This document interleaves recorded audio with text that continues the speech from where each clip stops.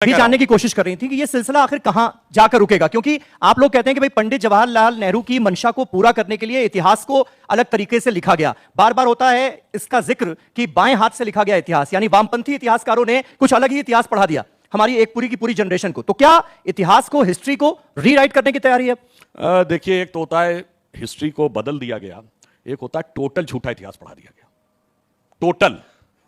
इसलिए हम ये कहना चाहते हैं, बताइए, वो स्वतंत्र वीर सावरकर जिनको अंडमान की जेल में रखा गया, कोल्हू में बैल की जगह पेड़ दिया गया, वो तो स्वतंत्रता की लड़ाई नहीं लड़ रहे थे।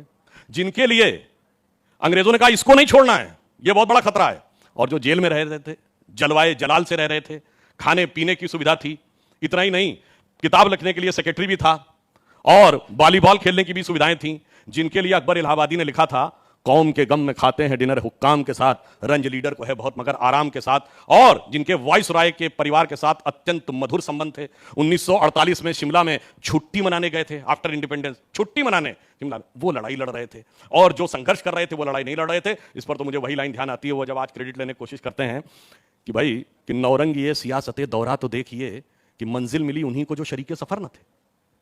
तो फिर अब सही इतिहास कैसे पढ़ाया जाएगा, क्योंकि ये तो जो अभी तक पढ़ाया गया बिल्कुल गलत पढ़ाया गया। देखिए, मैं सिर्फ एक कोट करता हूं। वीएस नायपॉल बहुत बड़े विचारक हुए हैं, राइटर हुए हैं, जिनको नोबेल पुरस्कार मिला 2003 में। उन्होंने एक किताब लिखी, इंडिया ए वुंडेड सिविलाइजेशन। उन्होंने कहा भारत दुनिया का इकलौता देश है जहां अपने लिखे इतिहास को प्रामाणिक नहीं मानता है, विदेशियों के लिखे इतिहास को प्रामाणिक मानता है।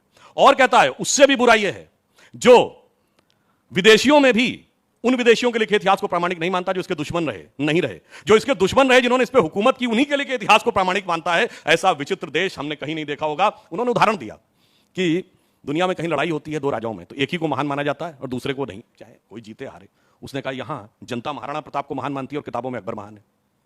जनता छत्रपति शिवाजी को महान मानती है, किताबों में औरंगजेब महान है। उसने कहा ऐसा विचित्र इतिहास लिखने वाला दुनिया में कोई और दूसरा देश नहीं है, इसलिए उन्होंने लिखा था वुंडेड सिविलाइजेशन है। इसलिए हमें समझने की जरूरत है, और वो जो इतिहास के अनादिकाल से आज तक बची हुई एकमात्र सभ्यता है भारत, उसके साथ ये स्थिति हुई। लेकिन आजादी की लड़ाई में हमारे जो नायक हैं, उनका जो भी योगदान रहा, उन्होंने अपने अपने हिसाब से योगदान दिया, अपने अपने वक्त की परिस्थितियों के हिसाब से अपना योगदान दिया। लेकिन आज आपसी राजनीति के चलते हो यह रहा है कि वीर सावरकर को मानने वाले, उनमें आस्था रखने वाले, पंडित नेहरू में आस्था रखने वाले, उनके योगदान को बहुत बड़ा मानने वाले, एक तरह का बंटवारा हमें नजर आ रहा है। बीजेपी और कांग्रेस की आपसी सियासत में, महापुरुषों में यह बंटवारा क्यों?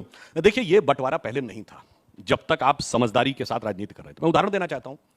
26 मई 1920 को यंग इंडिया में महात्मा गांधी ने पूरा एक आर्टिकल लिखा जिसका शीर्षक है सावरकर ब्रदर्स जी।